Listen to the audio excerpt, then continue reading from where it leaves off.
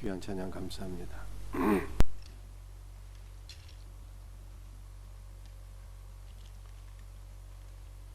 우리 예수님은 베드로의 믿음이 떨어지지 않기를 위하여 기도하셨다라고 말씀하고 있습니다.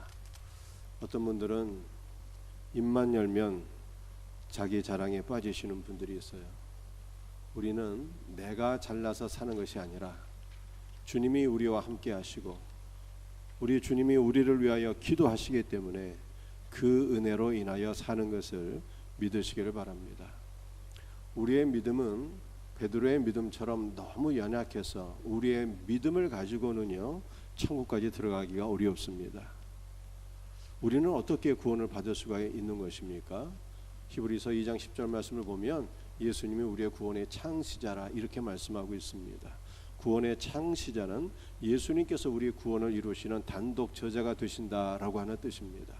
예수님은 우리 안에서 구원의 역사를 시작하시고 우리의 구원을 이루어 가시고 마침내 우리의 구원을 완성시켜서 우리에게 선물로 주시는 분이에요. 그러므로 우리는 믿음 이전에 주님의 은혜로 말미암아 구원을 받게 되는 것입니다. 예수님 우리 안에 착한 일을 시작하시죠. 믿음의 역사를 시작하시고 믿음을 성장시켜 주시고 우리의 믿음을 온전하게 하시는 분입니다. 그럼에도 불구하고 우리 예수님은 우리 스스로 우리의 믿음이 강화시킬 수 있도록 우리에게 두 가지 도구를 주셨는데 그 두 가지 도구가 바로 말씀과 기도입니다. 그러므로 우리는 주님의 말씀을 듣고 기도하기를 기뻐하는 성도가 되어야 합니다. 시편 5편 말씀을 보면 여호와께서 우리의 소리를 들으시는 것을 기뻐하신다라고 말씀하고 있습니다. 그런데 하나님께서 정말 우리의 기도를 듣기를 기뻐하실까요? 여러분들 우리의 기도는 그렇게 대단한 것이 아닙니다. 우리가 기도한다고 하나님께서 어찌 인간의 말에 귀를 기울이시고 응답해 주시겠습니까? 우리 하나님께서 기뻐하시고 응답해 주시는 유일한 기도가 있다면 그것은 바로 아들이신 우리 주 예수 그리스도의 기도예요. 아들의 기도를 아버지께서는 경청하시고 언제나 들으시고 응답해 주시는 분입니다.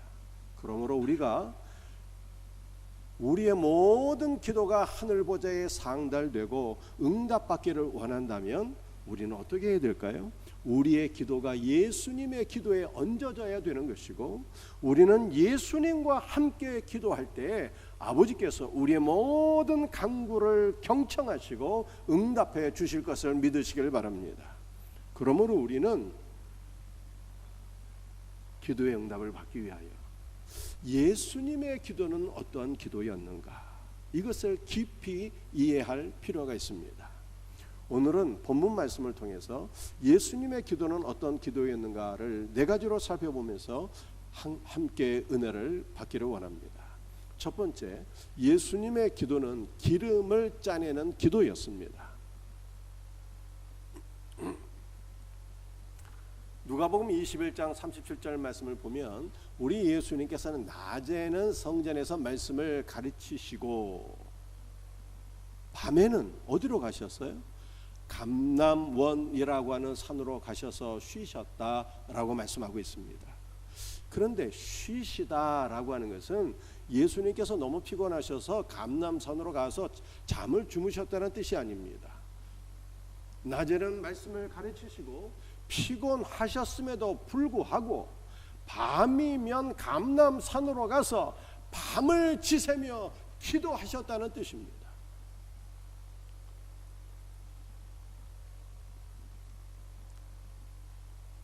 누가복음에는 예수님께서 기도하신 장소를 감람산이다 이렇게 표현하고 있지만 마태복음이나 마가복음을 보게 되면 예수님께서 기도하신 장소를 겟세마네라 표현하고 있습니다. 왜 이런 차이가 오는 것일까요? 성경이 모순된 것도 아닐 터인데 여러분들 감람산이 있으면 그 감람산의 작은 동산이 바로 겟세마네인 것입니다. 그래서 감람산은 큰 지명을 의미하는 것이고 겟세마네는 작은 지명을 의미하는 것이다. 여러분들이 이렇게 이해를 하시면 좋겠습니다. 여러분들 우리가 이스라엘을 성지순례 가보게 되면 감람산은 아무리 찾아볼래야 존재하지 않습니다. 이 감람산의 원래 이름은 올리브산이에요. 올리브산. 왜 올리브산이라 이름을 지었을까요? 그 산에 올리브 나무가 많이 있기 때문입니다. 겟세마네는 기름을 짜는 틀이다라고 하는 뜻을 갖고 있어요. 즉 올리브산에서 올리브 나무의 열매를 따서 으깨어서 기름을 짜내는 장소가 바로 겟세마네인 것입니다. 여러분들 올리브 나무에서 올리브 열매를 따서 으깨어서 기름을 짜게 되면 첫 번째로 짠 기름은 하나님께 드리는 거예요. 첫 번째라고 하는 것은 가장 귀하고 소중한 것을 의미하는 것입니다. 가장 귀하고 소중한 것은 누구에게 드린다고요? 하나님께 드릴 수 있는 은혜가 있기를 바랍니다. 두 번째 기름을 짜게 되면 식용으로 이걸 사용하는 것입니다. 여러분들 오늘날 우리도 올리브 기름 많이 사용하잖아요. 왜 많이 사용합니까? 몸에 좋기 때문에 그런 거예요. 건강에 유익하기 때문에 두 번째 짠 기름은 식용으로 사용하는 것입니다. 그리고 기름을 세 번째 짜게 되면은 세 번째 짠 기름으로는 몸에 바르는 거예요. 화장품 대용으로 또는 약품 대용으로 이 올리브 기름을 몸에 바르게 되는 것입니다. 자, 그런데 첫 번째 짠 기름은 누구에게 드린다고 말씀드렸죠? 하나님께 드리는 거예요. 하나님께 올리브 기름을 드리게 되면 하나님께 바친 그 올리브 기름은 구체적으로 어떠한 용도로 사용되었을까요? 성소에 가게 되면 우리 성소 안에는 금 등잔대가 있습니다. 이 금 등잔대에 기름으로 사용되는 것이 바로 올리브 기름입니다. 여러분들 성소의 금 등잔대는 무엇을 상징하는 것입니까? 그것은 세상을 환하게 비치신 예수 그리스도를 가리키는 것입니다. 또한 금 등잔대는 바로 우리 성도를 가리키는 거예요. 세상에 비치신 예수 그리스도와 연합된 성도는 바로 금 등잔대, 세상에 비친 것을 믿으시길 바랍니다. 예수님께서 그렇게 말씀하셨어요. 너희는 세상의 빛이라, 너희는 세상의 소금이라, 이렇게 말씀하셨습니다. 금 등잔대에서 나오는 빛은 온 세상을 환하게 비추는 복음의 빛을 가리키는 것입니다. 이 금 등잔대에서 나오는 빛은 예수 그리스도의 죽으심과 부활을 통해서 세상에 생명을 주는 생명의 빛입니다. 그리고 금 등잔대에 부어진 기름은요, 성령의 기름 부으심을 상징하는 것입니다. 결국 성도는 예수 그리스도와 연합하여 성령의 기름 부으심을 공급받게 될 때 세상을 복음의 빛으로 환하게 비추는 생명의 빛이 될 것을 믿으시기를 바랍니다. 그렇다면 우리는 어떻게 성령의 기름 부으심을 받을 수가 있을까요? 우리 예수님은 겟세마네 동산에서 기름을 짜내시는 간절한 기도를 드리셨습니다. 그러므로 우리가 성령의 기름 부으심을 받으려면 기도해야 되는 것입니다. 사랑하는 성도들이요, 기도는 무엇입니까? 기도와 간구는 다른 것입니다. 간구는 우리의 소원을 하나님께 아뢰고 응답받는 것을 간구라고 합니다. 반면에 기도는요, 주님과 교통하고 주님의 영적 임재를 경험하게 되는 것입니다. 주님의 영적 임재를 경험하게 될 때 그 순간 우리는 성령의 기름 부으심을 받게 되는 것입니다. 기도를 통해서 성령의 기름 부으심을 공급받게 될 때 우리는 예수 그리스도로 충만해지고 온 세상을 복음의 빛으로 환하게 비치는 생명의 빛으로 하나님 앞에 쓰임받게 될 것을 믿으시기를 바랍니다. 사랑하는 성도들이요, 여러분 가운데 예수 그리스도의 영적 임재를 경험하기를 원하시는 분이 계십니까? 여러분들 가운데 성령의 기름 부으심을 공급받기를 원하는 분들이 있습니까? 여러분들이 세상의 생명의 빛으로 영적인 금 등잔대로 하나님 앞에 쓰임받기를 원하시는 분들이 있습니까? 그렇다면 기도하셔야 되는 것입니다. 예수님과 함께 기도하게 될 때 주님의 영적 임재를 경험하게 되는 거예요. 주님과 함께 기도하게 될 때 성령의 기름 부으심을 공급받게 됩니다. 주님과 함께 기도하게 될 때 세상을 환하게 비추는 생명의 빛으로 하나님 앞에 쓰임받게 될 것을 믿으시고 기도할 수 있는 성도들이 되기를 예수님의 이름으로 축복합니다. 아멘입니까? 함께 새벽을 깨워 기도합시다.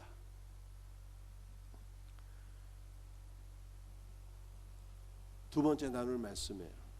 우리 같이 한번 제목을 읽어보겠습니다. 예수님의 기도는 에덴 동산 하나님의 나라를 회복시켜 주시는 기도이다.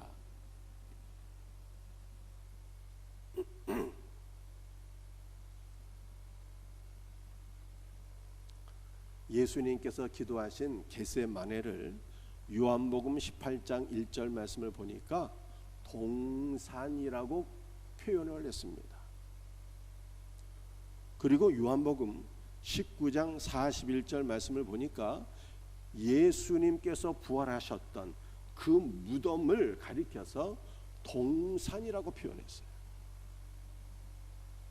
즉 예수님의 기도와 예수님의 장례와 예수님의 부활이 다 동산 안에서 이루어진 것을 성경이 말씀하고 있습니다.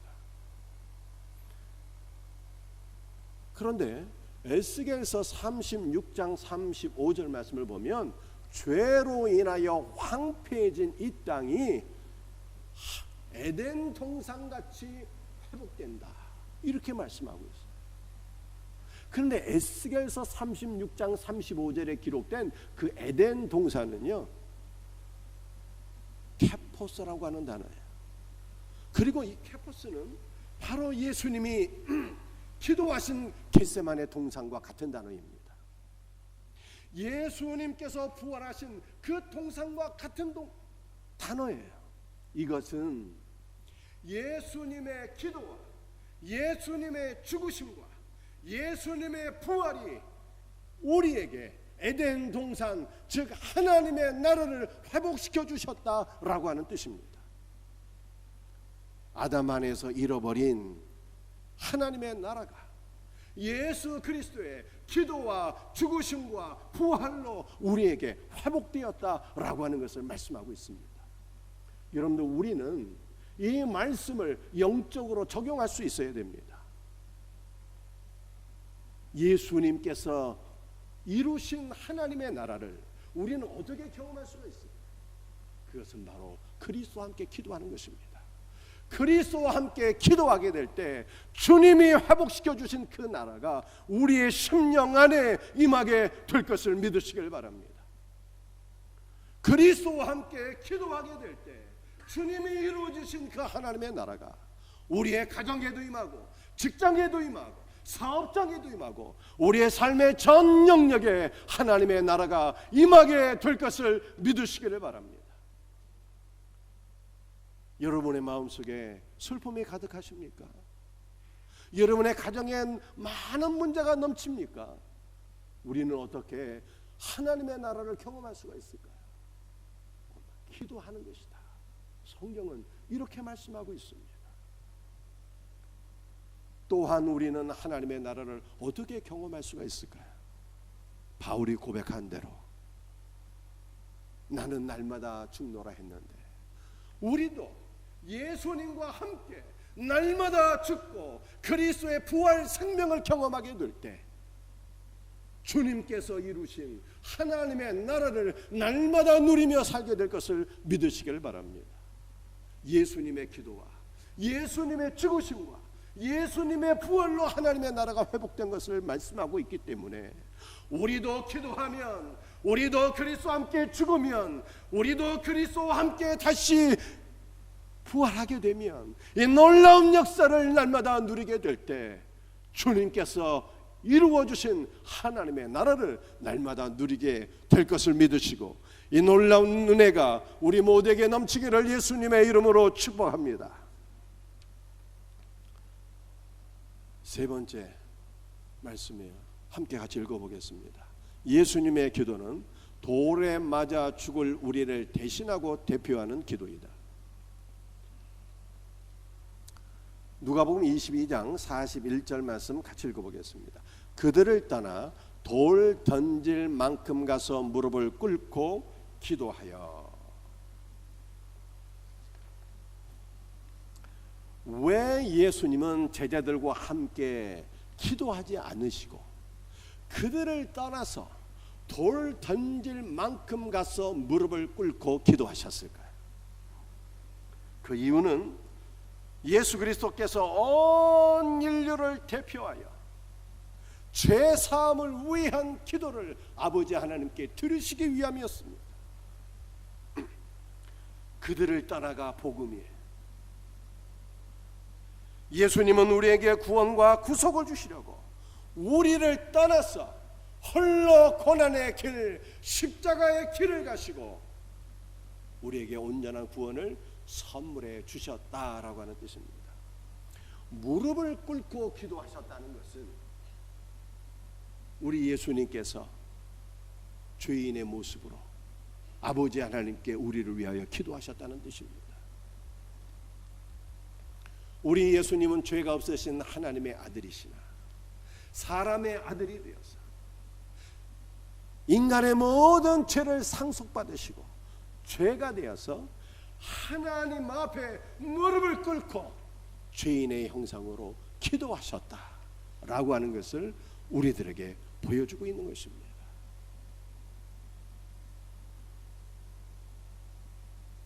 세 번째로 우리가 특별히 살펴볼 말씀은 예수님께서 돌 던질 만큼 가서 기도하셨다 이렇게 말씀하고 있어요. 예수님께서 돌 던질 만큼 가서 기도하셨다라고 하는 말씀은 예수님께서 돌에 맞을 위치로 가서 기도하셨다는 뜻입니다. 성경을 보면 돌에 맞아 죽어야 될 특별한 죄들에 대해서 말씀하고 있습니다. 어떠한 죄를 짓게 되면 돌에 맞아 죽게 될까요?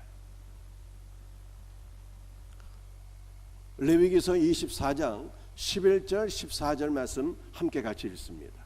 여호와 이름을 모독하며 저주함으로 온 회중이 돌로 그를 칠지니라.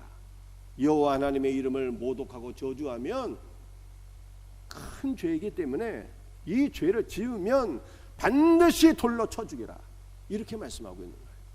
레위기서 20장 27절 말씀 같이 읽습니다. 남자나 여자가 접신하거나 박수무당이 되거든 반드시 죽일지니 곧 돌로 그를 치라. 하나님께서는 우리가 귀신과 이 접속하는 것을 가장 가증하게 여기십니다. 그래서 접신하는 자, 박수무당이 되는 자는 반드시 돌로 쳐 죽이라 이렇게 말씀하셨어요. 신명기 17장 3절과 5절 말씀 같이 읽어보겠습니다. 다른 신들을 섬겨 그것에게 절하며 1월 성신에게 절한다 하자 돌로 쳐 죽이되 다른 신을 섬기는 자, 우상을 숭배하는 자는 반드시 돌로 쳐 죽이라 말씀하셨습니다. 신명기 21장 20절 21절 말씀 같이 읽습니다. 이 자식은 완악하고 패역하여 우리 말을 듣지 아니하고 돌로 그를 쳐 죽일지니. 완악하고 패역하여서 우리 말을 듣지 않는 자는 어떤 사람을 가리키는 것입니까? 부모님의 은혜를 저버리고 부모님께 불순종하는 자를 가리키는 거예요. 그런데 여기서 말씀하고 있는 부모는 육신의 부모만이 아니라 하나님 아버지를 가리키는 거예요. 즉 하나님의 은혜를 저버리고 하나님께 반역하는 자들은 반드시 돌로 쳐 죽이라 이렇게 말씀하고 있습니다.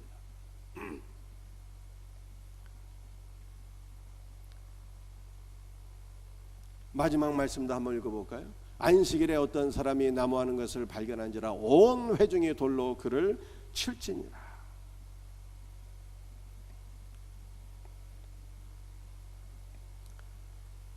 안식일에 나무하는 것이 뭐가 그렇게 큰 죄여서 안식일에 나무를 하게 되면 돌로 쳐 죽이라고 말씀했을까요? 안식일에 나무를 한다라고 하는 것은요, 산에 올라가서 나무를 자르거나 나무를 패거나 나무를 줍는 것을 의미합니다. 그런데 안식일에 주운 나무는 왜 주울까요? 그것은 안식일에 빵을 만들어 먹기 위한, 불을 피우기 위한 나무인 것입니다. 여러분도 이스라엘 백성들이 광야 생활 가운데에는 무엇을 먹고 살았습니까? 만나를 먹고 살았어요. 안식일 전일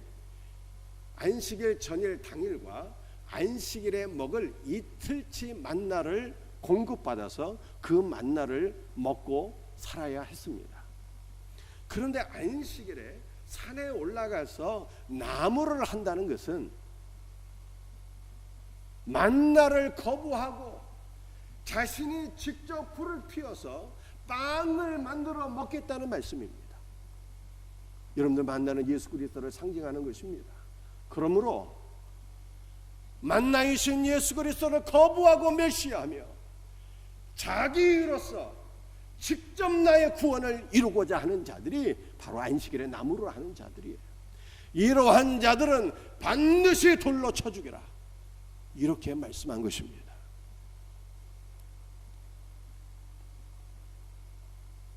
예수 그리스도는 돌에 맞아 죽는 저주의 자리로 가셔서 돌에 맞아 죽어야 할 우리의 모든 죄를 다 담당하셨어요.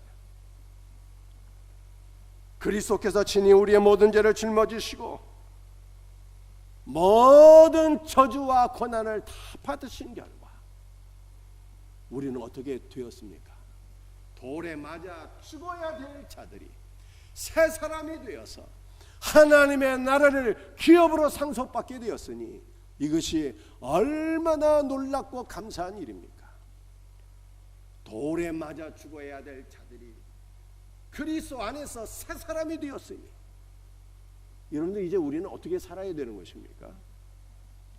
여호와의 이름을 모독하고 저주하는 자가 아니라 여호와의 이름은 주 예수의 이름이니 우리는 예수 그리스도의 이름을 사랑하고 예수의 이름을 찬송하며 예수 그리스도의 복된 이름을 증거하는 삶을 살아야 되는 것입니다. 돌에 맞아 죽어야 될 자들이 그리스도 예수 안에서 새 사람이 되었으니 이제 우리는 귀신과 접속을 하고 우상을 숭배하며 사는 것이 아니라 성령의 기름 부으심을 받아서 늘 예수 그리스도와 교통하며 살아야 될 것을 믿으시기를 바랍니다. 우리는 예수 그리스도 안에서 새 사람이 되었으니 이제는 아버지 하나님의 말씀에 귀를 기울여 경청하고 그 말씀을 따라 살아야 될 것을 믿으시기를 바랍니다. 우리는 예수 그리스도 안에서 새 사람이 되었으니 이제는 나의 의를 주장하며 나의 의로 사는 자가 아니라 오직 예수님만 바라보고 소망하며 예수님만 의지하고 살아야 되는 것입니다. 이 놀라운 은혜가 있기를 예수님의 이름으로 축복합니다. 네 번째 예수님의 기도예요. 한번 다 같이 읽어보겠습니다. 예수님의 기도는 우리를 삼일체 하나님과 연합하게 한 기도이다. 마태복음 26장 39절 말씀 함께 같이 읽어보겠습니다. 조금 나아가사 얼굴을 땅에 대시고 엎드려 기도하여 이르시되 내 아버지여 만일 할만하시거든 이 잔을 내게서 지나가게 하옵소서. 그러나 나의 원대로 마옵시고 아버지의 원대로 하옵소서. 우리 예수님께서 겟세마네 동산에서 기도하셨어요. 뭐라고 기도하셨습니까? 내 아버지여 만일 할만하시거든 이 잔을 내게서 지나가게 하옵소서. 그러나 나의 원대로 마옵시고 아버지의 원대로 하옵소서. 이렇게 기도하셨잖아요. 그 예수님께서 자신에게서 간절히 지나가기를 원하셨던 그 잔은 어떤 잔일까요? 첫 번째 해석입니다. 그 잔은 바로 십자가의 고난과 죽음이라는 것입니다. 이 해석에 따르면 우리 예수님은 우리와 동일한 인성을 소유하신 분이어서 십자가의 죽음을 목전에 둔 시점에서 두려움에 사로잡혀 그 마음이 죽게 되셨다는 거예요. 그러므로 우리 예수님께서 아버지여, 만일 내가 죽지 않고도 구원을 이룰 수 있다면 이 고난의 잔이 내게서 지나가기를 원합니다 라고 기도하셨다는 것이죠. 그러나 이 해석은 너무나도 예수님의 연약한 인성에 초점을 맞춘 잘못된 해석이에요. 우리 예수님께서 십자가의 죽으심과 부활을 통해서 우리를 구원하기 위하여 이 땅에 오셨는데 막상 십자가의 죽음을 당하려고 하니까 너무 두려워서 이 잔이 내게서 지나가기를 원합니다 이렇게 기도했다고 생각한다면 예수님을 너무 소심한 분으로 오해하고 착각한 것이 아닐 수가 없습니다.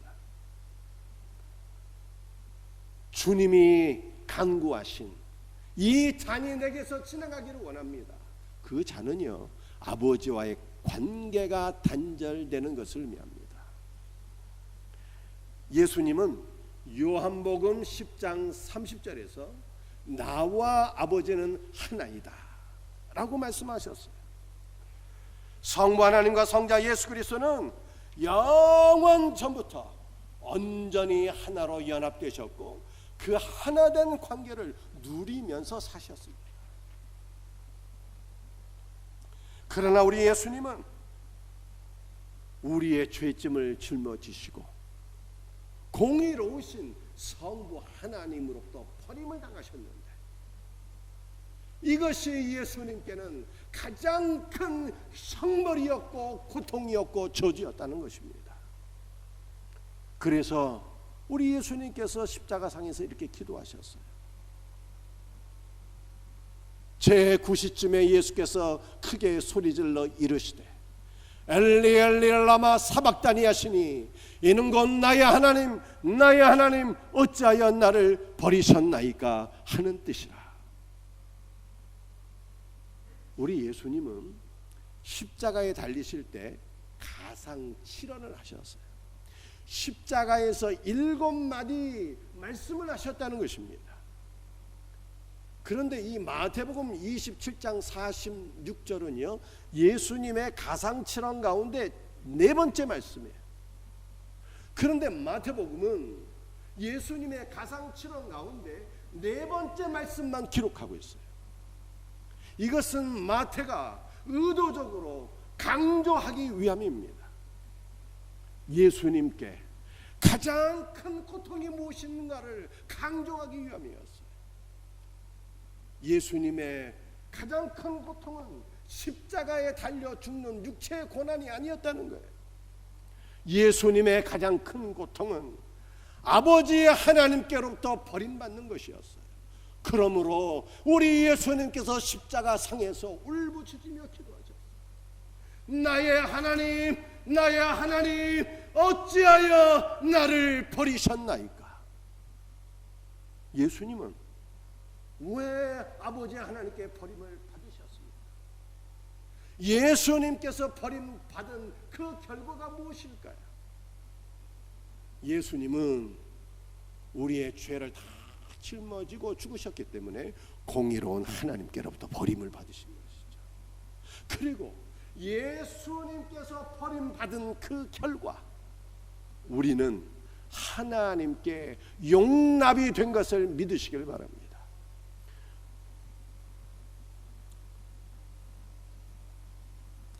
하나님은 어떤 분이실까요?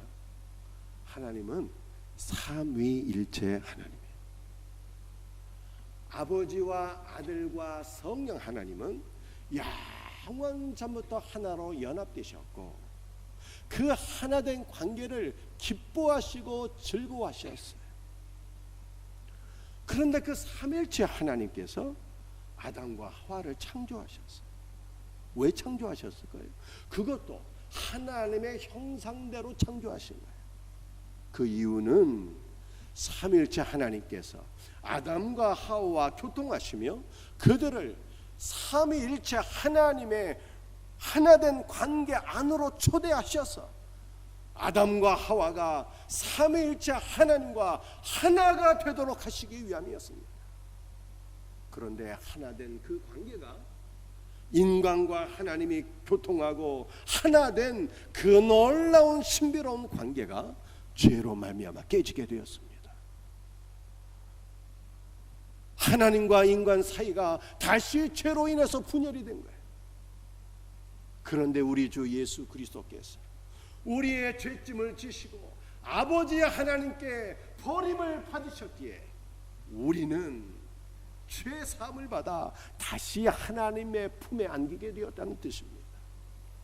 아버지와 아들과 성령의 그 하나된 관계 속으로 들어가서 아버지와 아들과 성령 안에 있는 모든 충만과 모든 복된 것들을 다 누리게 된 것을 믿으시기를 바랍니다.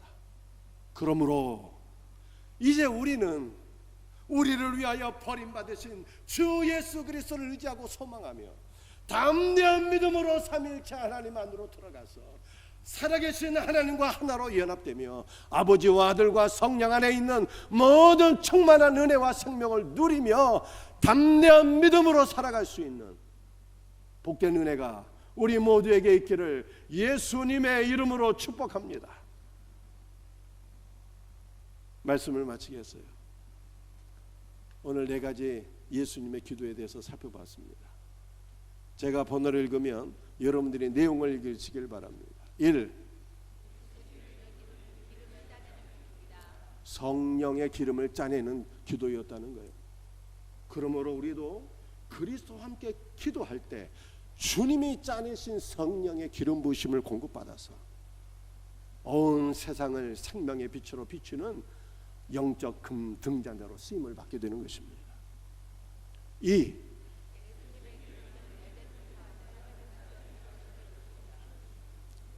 아멘. 예수님의 기도와 그의 죽으심과 부활을 통해서 에덴 동산이 회복된 거예요.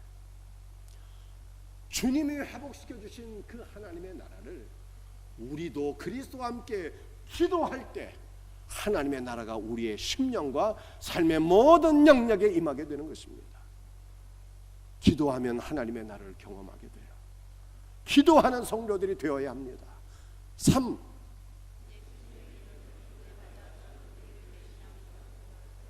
아멘. 돌에 맞아 죽어야 될 그 특별한 죄들이 있잖아요. 우상을 숭배하는 죄, 접신하는 죄, 부모의 말에 거역하는 죄, 하나님의 말씀에 불순종하는 죄, 자기 의로 살아가는 죄, 그리스도를 멸시하는 죄, 다 돌에 맞아 죽어야 될 죄들인데 그 죄가 누구의 죄인 것입니까? 우리의 죄예요. 우리의 죄. 우리가 돌에 맞아 죽어야 되는데 예수님이 우리 대신 돌 맞을 위치로 가서 기도하셨다, 이렇게 말씀하고 있어요. 그러므로 우리는 그리스도 안에서 다시 살아나서 내가 죽어야 될 자들인데 그리스도 안에서 우리는 죽고 다시 살아나서 새 사람이 된 거예요. 그러므로 우리는 새 사람으로 새롭게 살게 된 것을 믿으시길 바랍니다. 4. 아멘. 예수님이 버림을 받으셔서 우리는 하나님께 용납이 되었어요. 살아계신 하나님과 하나로 연합되는 놀라운 신비 안으로 우리가 들어갈 수 있는 복된 은혜가 있기를 예수님의 이름으로 축복합니다. 찬송.